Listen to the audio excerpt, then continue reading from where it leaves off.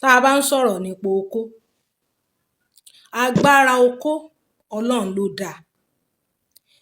Bá a sì ṣe kà nínú ìmọ̀ tó tún jẹ́ n tí ó ń ṣẹlẹ̀ sí gbogbo àgbáyé, òun ni pé bókó bá ṣe ń dàgbà, ìmọ̀ rẹ̀ okó ni. Ọkùnrin ò nílò láti kú in active service. Ìmọ̀ bí ń ṣe sọ yún Yorùbá. Do not die in active service. Tí okó bá ti ń di éèjì kan, ó máa rẹ̀wẹ̀sì. A ti sọ̀rọ̀ nípa andropause. Ṣé rí mi ìfẹ́ mọ̀ ṣàwọn tọ́pìkì repetition. But éèjì tí studies sọ pé okó máa ń rẹ̀wẹ̀sì, ọkùnrin bá ti ń wọ 40, 45, 50. Ọkùnrin 40 míì gan ó ti ń rẹ̀.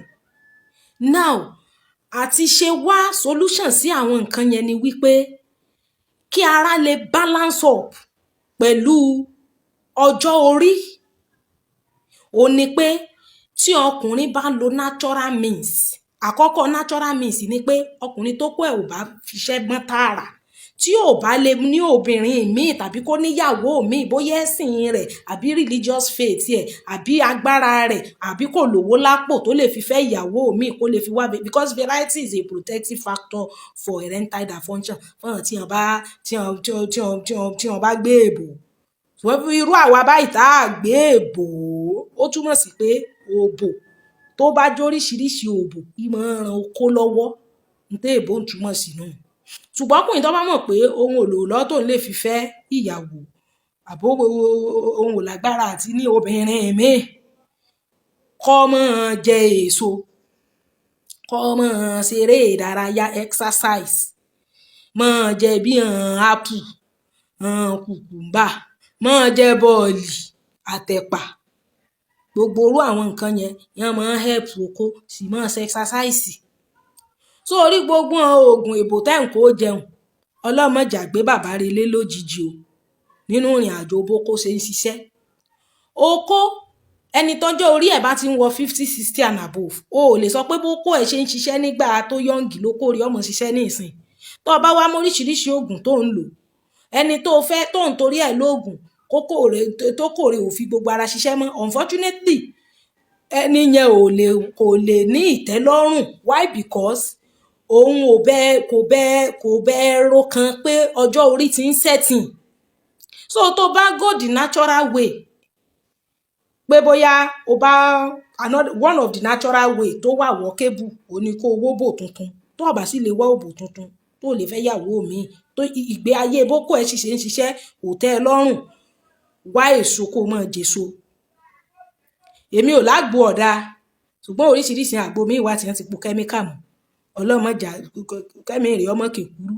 So yọ ọba ńlá ṣe ní tẹ́ bá sì yọ̀ǹgì tẹ́ kéré tọ́lọ́run ti kẹ́yìn tẹ́ ti níyàwó, ẹ lo okó yín bó ti tọ́ àti bó ti jẹ ní àkókò tẹ́ wà kékeré.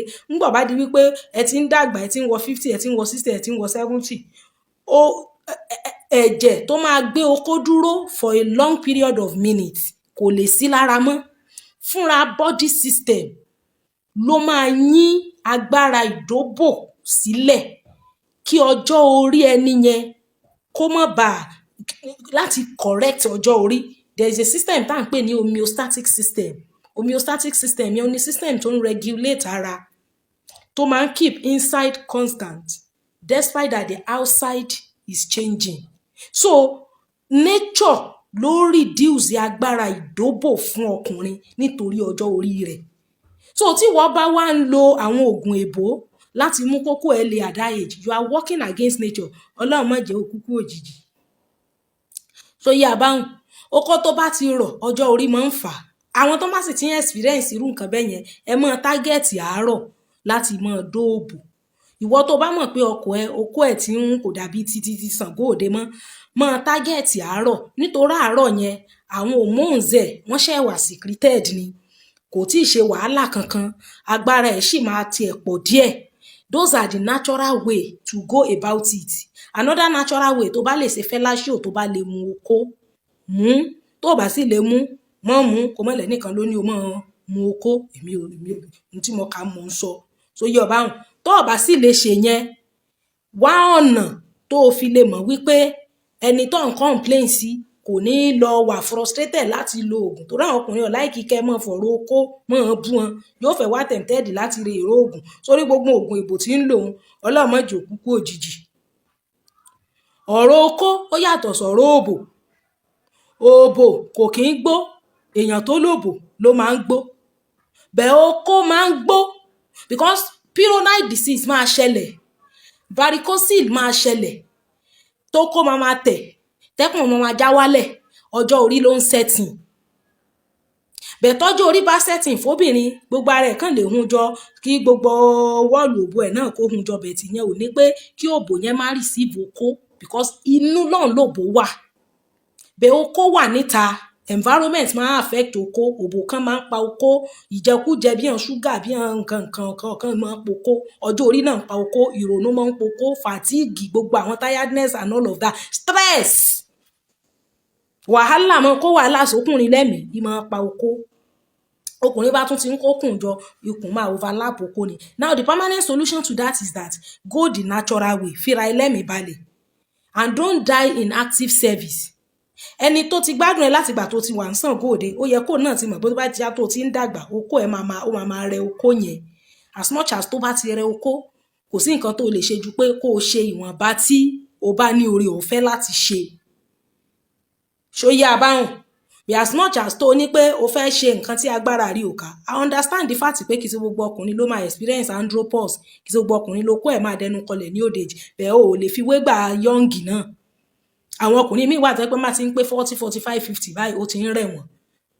Ṣóyé abáhùn. So in order to balance up ni torí àwọn obìnrin míì tó yẹ pé temptation àti frustration yẹn ni wọ́n ó fà àwọn ganan activity wọn ló pa okó ọkùnrin. As much as ọkùnrin bá ti wò wípé kóun wá alternative lọ ọlọ́mọ jù ní problem o. Àwọn àgbo tá à ń sọ̀rọ̀ nípa wọn ó wà fún àwọn exceptional cases bí infection, ẹni tó jẹ́ pé infection ló fa okó kíkú tiẹ̀, tàbí tó bá jẹ́ wípé àwọn exceptional cases wípé bóyá ẹni wọn ò tiẹ̀ lè ṣe àbókó ẹ̀ ò dìde rárá, bẹ́ẹ̀ okó tó sì ń dìde tí sì ń ṣe wọ́n bá ṣẹ́ tó kàn jẹ́ pé iṣẹ́ yẹn kò tó ti young time mọ́, you have to gbà bó ṣe rí ní ìsìn kò kúkú rí bẹ́ẹ̀ tẹ́lẹ̀ yún ní wo obìnrin. So yí ọba hùn. Then meanwhile nǹkan míì tí tó máa ń pokó o ní constant denial. Àwọn obìnrin tí wọ́n ìtàn máa ń gbóbò pamọ́ tí wọ́n ìgbà àfọkọ wọn kìíní máa ń pokó ni torí okó tó rí tẹ́rí tó lé yẹn inú ọpọlọ ni erection yẹn ti wá. As much as the negative signal bá padà sínú ọpọlọ okó yẹn lè má dìde in the next 2-3 months. So okó tó fẹ́ dún ẹ tó gbà tó jágbe mọ́ tó bínú kò sí ni okó yẹn lè má dìde sí ẹ mọ́ for a long time. So àwọn activities ńgbà míì environmental factor náà máa affect bókó ṣe máa ṣiṣẹ́ sí. You can read more about it. So I'm part of the environment only feedback tóbìnrin bá ń gbọ́ tọkùnrin bá ń gbọ́ lọ́dọ̀ obìnrin òun la ṣe sọ pé gbogbo àwọn ọ̀rọ̀ tí máa ń pokó gbogbo àwọn ọ̀rọ̀ àlùfàǹṣá gbogbo tí ò yẹ kẹ́ ẹ máa sọ lákòókò ìgbà tó kó bá fẹ́ dóbò yẹn tẹ́ bá ti ń sọ as much as you say that the okó will go down again. Sọ̀rọ̀ mi yé yín. So ẹ máa ṣe àwọn correction so that it will be a natural method of reviving okó instead of pé kó lọ rè máa ra oògùn kó máa lo oògùn èmi ò sì ń bẹ́ o. Bẹ́ẹ̀ ẹni bá wá mọ̀ pé ò ní infection òun náà bí gonorrhea bí syphilis bí candidiasis gan herpes gbogbo kìnìún ẹ kàn sọ́yọ̀ model alternative therapy wọn ní àmọ́ ń pa àgbo tí máa fọ̀dọ̀ tí ẹ̀jẹ̀ tí máa purify ẹ̀jẹ̀ tó rọ́pọ̀lọpọ̀ okó tí ò ṣiṣẹ́ infection lọ́fẹ̀ẹ́ bá yí ẹlòmíì jẹ́ ẹ̀já kàn sọ́yọ̀ model alternative therapy. Bẹ́ẹ̀ ìwọ tí ì ṣe pé o ní infection tó ṣe pọ́jú orí ló dé sí ọ kóbìnrin rẹ wá adjust kó understand pé age ló dé tí ó bá jẹ́ni tí ìdó okó ìdájí kó tètè mọ gbà ló ìdájí tó rà ti sọ pàtàkì òbò ìdájí iṣẹ́ tí ó tó bò ìdájí ń ṣe nínú okó so orú gbogbo àwọn activity àwọn obìnrin gan ló pokó ń gbà mí so yí abáhùn so ẹ máa lajú lẹ̀kẹ́ tó máa kó àwọn oògùn jẹ àwọn àgbo tán bá jẹ́ pure àgbo bí ìtàn Ọ̀yọ́ model ni ẹ máa lò fún àwọn tán bá ní infection ni o kì í ṣẹni tó kọ̀ ẹ̀ ń ṣiṣẹ́ tí ó wá ní òun wá extra agbára olóòní jẹ́ òkúkú òjijì o 08068220707 Ọ̀yọ́ model alternative therapy ló ní nọ́mbà wọn ẹ bá ti DM wọn lórí WhatsApp wọn ẹ place order yín ẹ ṣàlàyé bí ti ń ṣe yín ìgbà míì gan ẹ nílò àgbo bàbá Ọ̀yọ́ model àwọn dókítà ìbílẹ̀ ni wọ́n tí wọ́n mọ̀ ń pa tewétegbò bọ́ ọ̀bà nílò àgbo gan wọ́n sọ fún ọ wọn ní sọ fún torí pé a fẹ́ tajà tó yá báhùn 08068220707 òní Ọ̀yọ́ model alternative therapy ẹ̀jẹ̀ àkàn sí wọn ẹ má jà gbàgbé YSR company náà ní wọ́n produce princess and honey paint gbogbo àwọn olóríire tá a fẹ́ kunlé àtàwọn àwa tá a jẹ́ láńlọ́ọ̀dù tá a ra lé tá a fẹ́ kùn àtàwọn péńtà náà tá à ń wá péǹtì tí ó mú kí iṣẹ́ wa tí ó gbéṣẹ́ wa yọ ẹ̀já kan sí princess and honey paint depot wọ́n wà ní oríta ọláìyá lóṣogbo wọ́n sì wà ní dojúkọ old governors office Lila Caps Nigeria Limited fún gbogbo àwa tá a bá nílò tá a fẹ́ ṣe consultation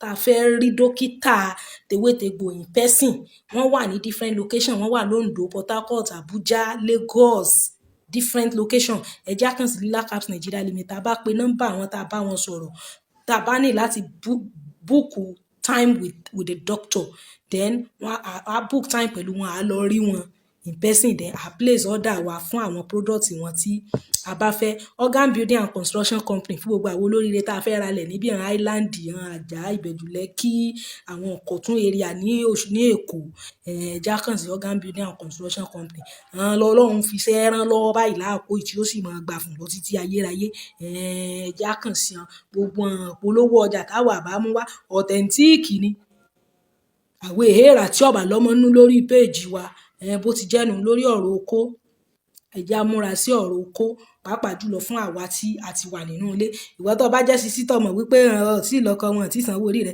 mọ́lẹ̀dókò lẹ́gà ní ẹnìkan ní sọ̀rọ̀ pàtó mọ́tàn rẹ ògìsógbó tó ń gbọ́ lórí social media tàbí torí pé nìkan ti sọ nǹkan kan lọ wá lọ ń ṣe Ọlọ́run ò ní jí okó bá rẹ ọmọ bọ́yá tí ń sọ́gun ò ṣe ọba tàn tiẹ̀ bọ́ ọnu èmi ò sì bẹ́ẹ̀ ìwọ́ tó mọ̀ pé lẹ́tọ̀ọ́ sóko tó mókó tó sá lọ tó móbò tó gbé pamọ́ sórí gbogbo tán parọ́ tàn pé kọ́ wọn bínú kọ́ wọn bọ́kọ̀ rẹ̀ jàun òfò ọjọ́ kejì ọjà ni o òfò ọjọ́ kejì ọjà ni o wọ́n jẹ́ wọn fọkọ rẹ o ọkùnrin ọba tí ẹsẹ̀ mí yọ ọmọ púpọ̀ ọ̀sẹ̀ wọn tọ́ lè ṣe gbogbo kó tó ti dẹnu kọlẹ̀ kẹ́ ẹ wá solution sí bí èyí ó sì ṣe wá solution sí náà ni wípé kẹ́ ẹ go the natural way àwọn okó mi gan wà tó ṣe wípé location ibi tẹ́ ẹ ti ń dúró ní ọ̀jẹ̀ wọn ó ṣiṣẹ́ mọ́ ẹ ṣe ń jí bẹ́ẹ̀ street ẹ ṣe ń jí location ibi tẹ́ ẹ ti ń dúró yín ẹ ṣe ń jí hàn style yóò náà wọn yìí máa ń okó lọ kò sí ọ̀nà bàbá ṣe live stream ń sọ fún wa ẹ ṣeun ó dàbọ̀.